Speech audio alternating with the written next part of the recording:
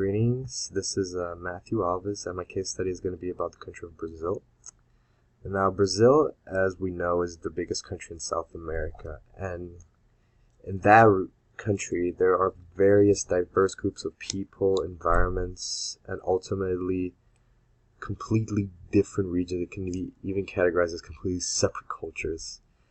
I put the picture of the Christ up in the title slide because that is a misconception that a lot of foreigners think of Brazil. They think that Rio, or especially this monument, is like the epitome of Brazil. But Brazil is large, and it has various different groups of people. And this is what I'm trying to address in this project, how it's very different the imagination of what Brazil is to foreigners and how the reality is. Let's begin. So just to begin, these are just overviews of some of Brazil's population. The population of Brazil is around 200 million people. Its ethnic makeup is very complex. Almost 50% is white, 40% mulatto, 7.6 black, 1.1 Asian, and 0.4% indigenous. The major religions of Brazil are mainly Christian religions, but there's a lot of splintering in this Christian religion. Although more than 50% are still Roman Catholic, there has been a rise in Pentecostal and evangelical denominations in Brazil, especially after the Cold War. But other religions also include various indigenous religions and also African religions that have come from the amount of slaves that actually ex-slaves that populate Brazil. This is a quick glance of Brazil's economic situation at the moment. Brazil has gone through a very tough recession in the last couple of years. Now it's actually improving and recovering from the negative consequences of that recession.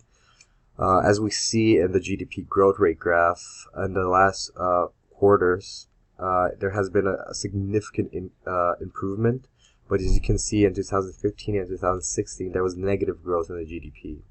That can also be seen in the inflation rate, as it has been slowly decreasing over the last couple of years, which is a very good sign that Brazil's economy is recovering well. And in the bottom graph, the business and consumer confidence indices also show this improvement of the economy, which hopefully, with the level of confidence that has been increasing, we can continue to have foreign investment. It's another graph that shows some consequences of the recession. As you can see, the unemployment rate actually skyrocketed in the beginning of 2014 until 2016, as well as the GDP per capita plummeted between those periods as well. And this recession had various negative consequences on the population of Brazil, and we're going to see some of these effects.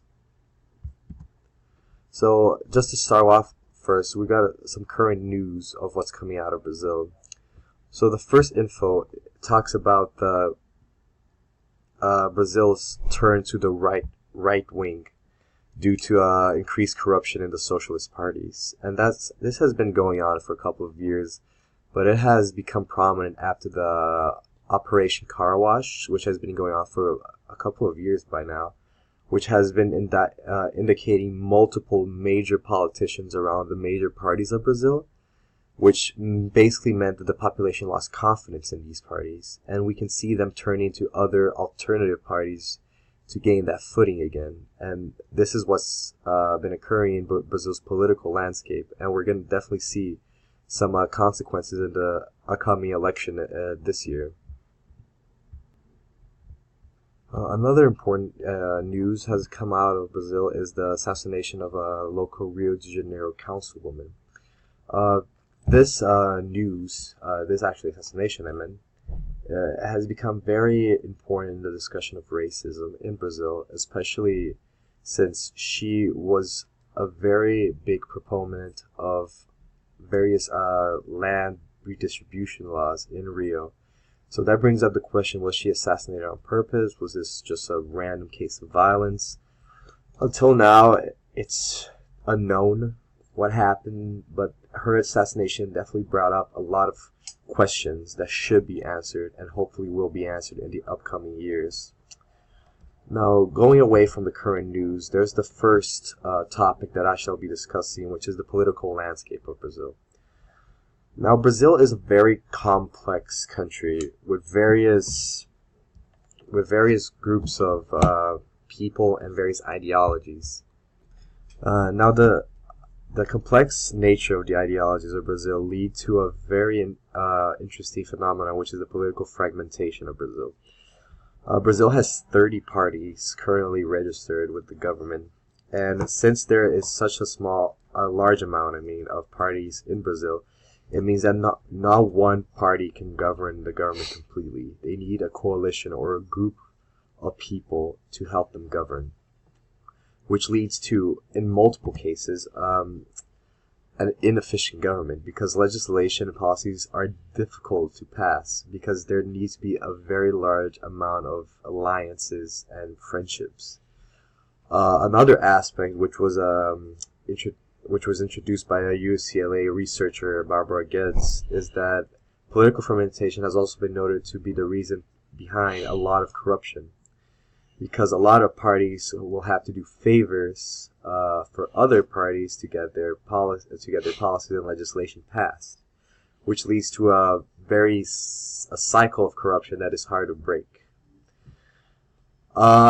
Another problem with this political fragmentation is that this weakens the executive branch of the government, because he or she, the president, if the president is unable to unify a ruling coalition, there's no way they can govern effectively.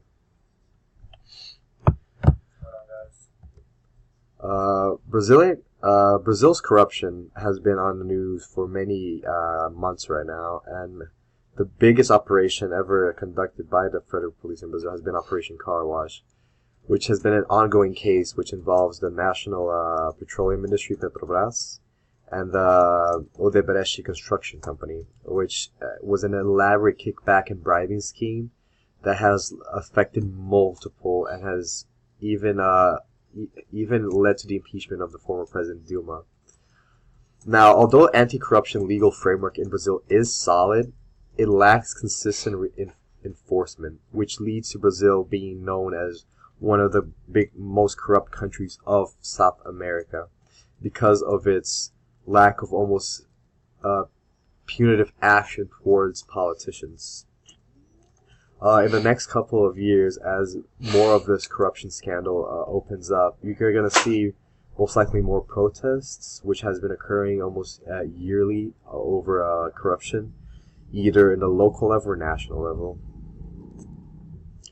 The second topic that I'm going to be addressing is the relationship between church and state. Brazil, over the last couple of years, has become more evangelical than Catholic, which had a very major impact in politics in recent years. Since the relationship of the church and state in Brazil has slowly been decreasing over the years, the evangelical bloc in the government has taken a lot of power in terms of passing their legislation and their policies. Some of the evidences that the evangelical bloc has become powerful is how they were able to influence multiple major politicians to attend some of their meetings, such as in the Assembleia de Jesus in São Paulo, which is a major evangelical church, that they were able to gather Michel Temer, the current president of Brazil, and two former presidents of Brazil, Lula and Dilma, to their respective events. A third topic would be the protection of the minorities. Brazil in the last couple of years has had an increase in incidences of homosexuals being killed or assassinated. And this has led to various government agencies and international agencies addressing Brazil as being extremely dangerous for gay individuals.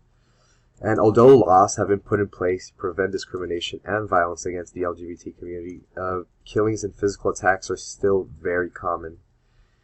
And despite this increase of violence, Brazil is still known to be a very an LGBT tourism destination, which prompts the discussion of what is reality and what is fictionalized.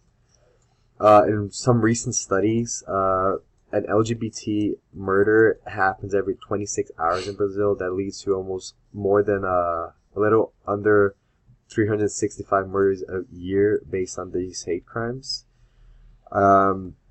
Now, it's very interesting to note that some people believe that police officers are also involved in these killings, but it's also really difficult to know because since most of these laws aren't enforced, these killings can become from any area of the town society. Now, this is I don't haven't included this yet, but the summation would be where I talked about how like even though I lived in Brazil, it's still hard to capture the whole identity of Brazil. Brazil has a lot of problems, but it's also I have a very biased opinion because I believe Brazil is probably one of the best countries I've ever lived in. But under doing this project, you see the underlying effects and problems that Brazil faces and should address, but consistently doesn't address it. So it really opens your eyes as to what needs to be done for your country.